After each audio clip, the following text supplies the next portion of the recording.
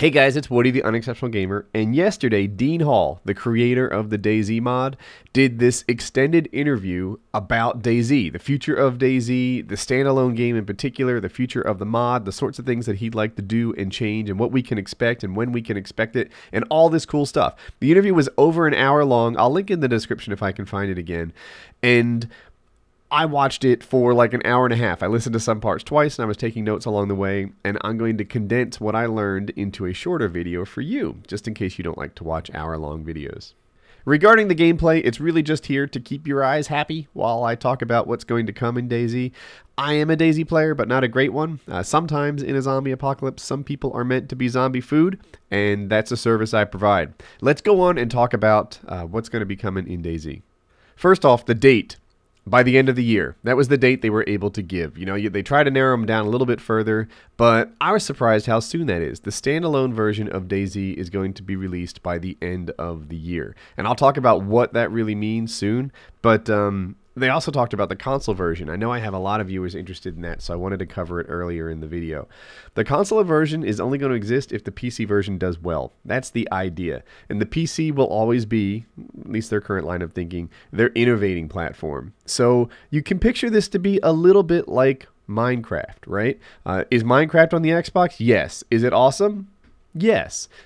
Is it as awesome as the PC? Well, I haven't even played it, so don't let me lie to you. But I'm told no. I'm told that, you know, I think it's undeniable, right? The PC has a lot of things in it, enchanting and whatever, that doesn't exist over on the console version. It looks like DayZ might be the same sort of thing. They'll innovate on the PC version. It's really easy to release patches for the PC version. He was talking about that. And they have a cumbersome process. He named it, but I don't think I wrote it down.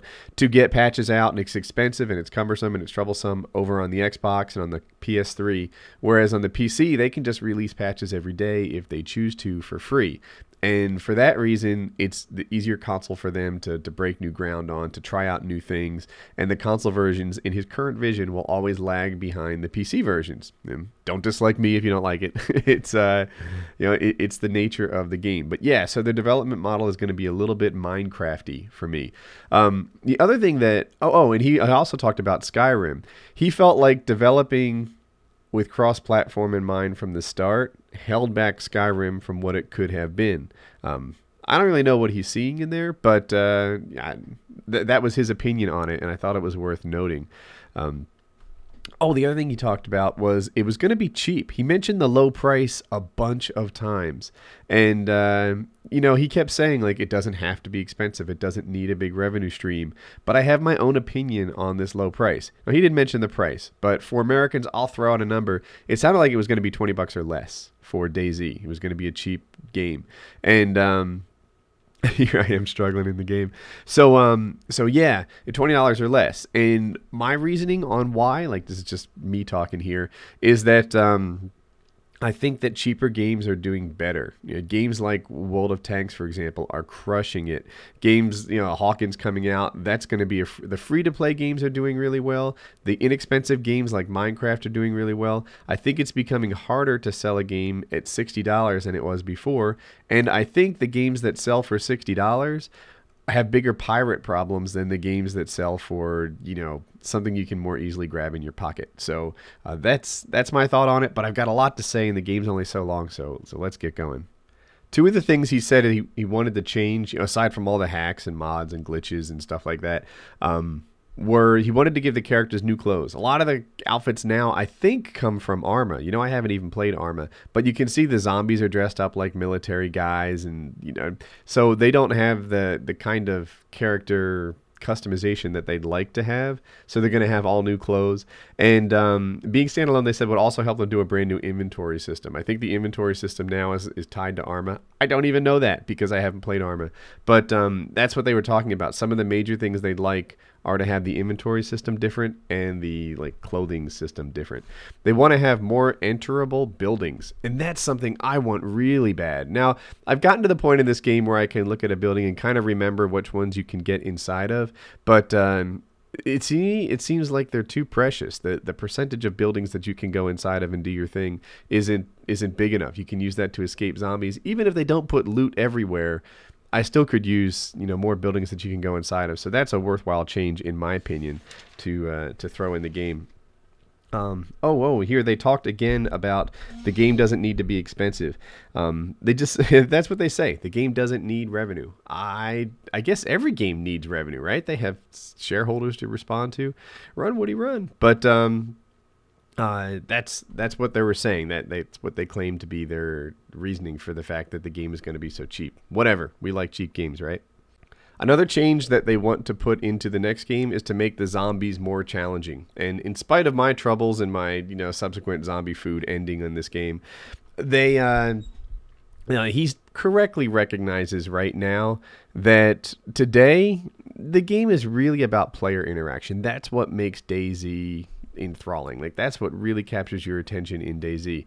It's not so much about the zombie interaction. You know, in spite of my current troubles here, once you get used to it, you can run away from zombies, evade, zigzag up hills, run through buildings, run around, and then start being silent. Just get out of sight, and you'll be okay for an experienced player.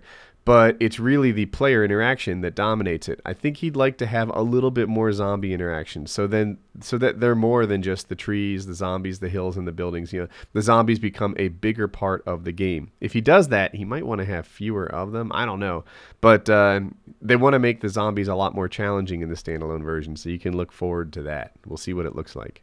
Gestures. So they want all these new player movements that allow people to communicate even without mics, right? There's people who play with different languages.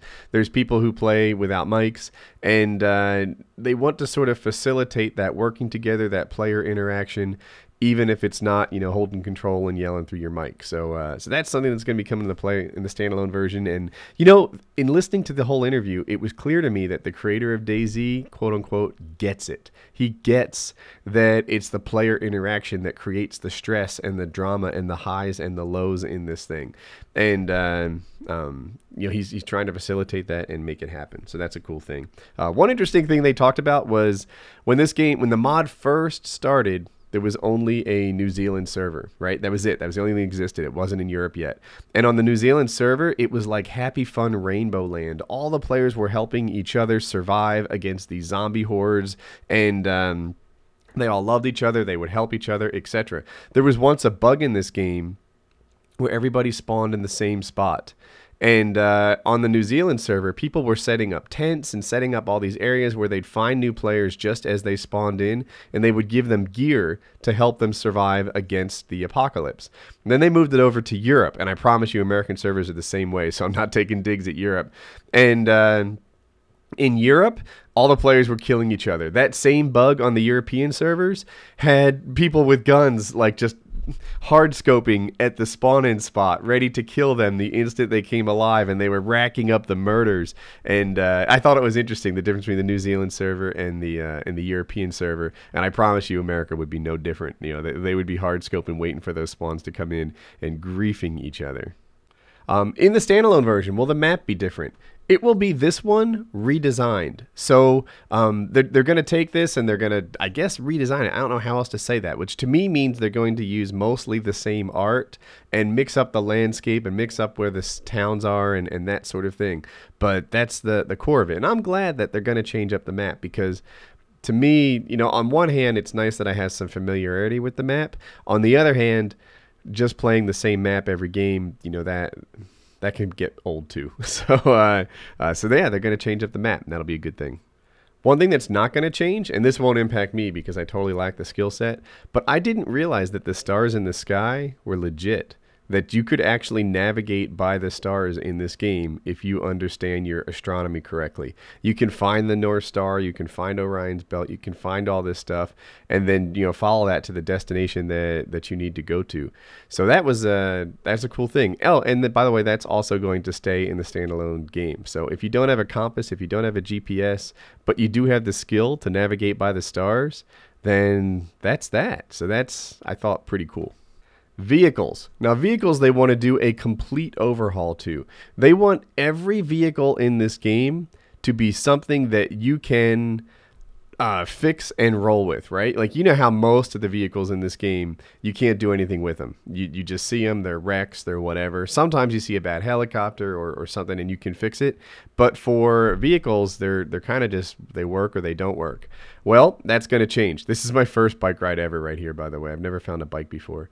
I bet there's someone in that tower, and I'm just sort of running away from them at this point, hoping not to get shot.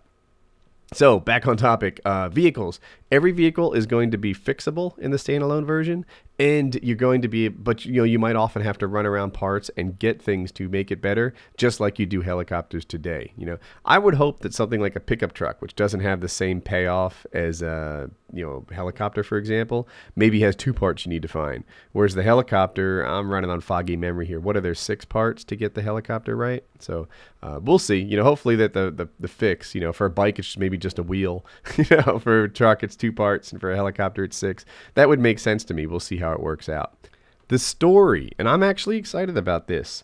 They're looking to build in like a findable story into this game, right? So the way that I imagine it being implemented is something like Borderlands, if you've played that game, where they don't necessarily just like tell you the story as you move along. I guess Borderlands does that to some extent, but a lot of it is found, you know, things like tape recorders and stuff. You know, what they want to do in this game is have you find, you know, evidence on how this virus infected people and how, you know, the world got into the state that it's in. They want to have you, if you want, search for a solution to the virus and maybe be able to cure people and undo it and things like that. But they're working in a story having to do with a virus that infected zombies that doesn't exist in the game today. And, you know, for that, I'm pretty thankful. I think that's awesome. Another thing, he was saying that PC gaming was having a resurgence now. The people were moving from consoles to PC games. And I sure have noticed in the YouTube community, that's kind of true, actually. Like, a lot of YouTubers that only played consoles 1 or 2 years ago are doing a lot of PC gaming now. And he attributed that, and even me, like I play mostly consoles, but I also play PC gaming. And for me, I guess it's just because there's a lot of stuff on PC that doesn't exist on consoles, and I wanted to stick my head over there and see what that world was like and check it out. So he says that part of it is that the consoles are end of life now, and they are, right? There's new consoles coming out for Christmas 2013, so they're in their last year. So the way that he sees it, he, you know, says consoles are kind of end of lifing, and that's why people are finding PCs so interesting now in ways that maybe they didn't 2-3 years ago, back when maybe the gap between PCs and consoles isn't as big as it is right now. You know, of course it grows, you know, all the time because the consoles stand still and the PCs march forward. But yeah, his view on this thing was that PC gaming was the future. I couldn't help but look at it and say, well, you know, I see where you're coming from, but shouldn't your view be consoles are, you know, this current gen is wrapping up and the next gen is about to launch, you know, but, you know, whatever, it is what it is. I like games. I'll play them anywhere. The last thing, actually the second to last thing, he talked about the terror in this game. And he basically said on a terror scale of 1 to 10, this game is like a 2. And he'd like it to be more of a 7. And by that terror scale, what he's really talking about is, you know, the terror from this game comes from the player interaction. It comes from the fact that you can play for 4 hours to get your guy as set up as you'd like to, with proper weapons and ammo and camo and stuff like that, and you don't want to lose it. That terror comes from player interaction and not necessarily from the zombies. And he would like to crank up the terror aspect of the game and not just have it come from like you and I and the way that we work with each other. And then the last thing is the fate of the mod. So I'm trying to get on this bike and run away. The fate of the mod. The fate of the mod is fortunately better than the fate of me in this game right now. It looks like it's going to live on. So in game, they're going to let the mod exist. He says a lot of people put work on it. A lot of people like to, you know, fiddle around with it, and that the mod is going to continue on even after the standalone version is out. I have to assume that after the standalone version is out and it has, you know, a team of professional developers constantly working on it, putting out patches, just like Minecraft, how there's new patches being released a lot, and, you know, they'll address these bugs, then, you know, the mod will probably be a lot less popular than it is today. One last, I guess if I have time, on the graphical glitches, his theory is that The reason there are graphical glitches is that there's too many objects in the world right now, and there's some sort of floating point error, which if you're a programmer, that you'd understand that. And that they need to have different layers in the game, and they're figuring out how to fix those graphical glitches. He says they are his nemesis, but it's his intention to get that wrapped up. So I hope you guys learned something from this interview, and it saved you, I guess, 45 minutes based on the length of the two of them. If you're still here and you like the video, perhaps I've earned your like. In the top right, if you're new around here, you can click on subscribe. 2 vids you may have missed. On the left, I share my thoughts on in-game cheating. And on the right was a really good video about heroin stories, which, you know, I read to you. So check those out and have a good day.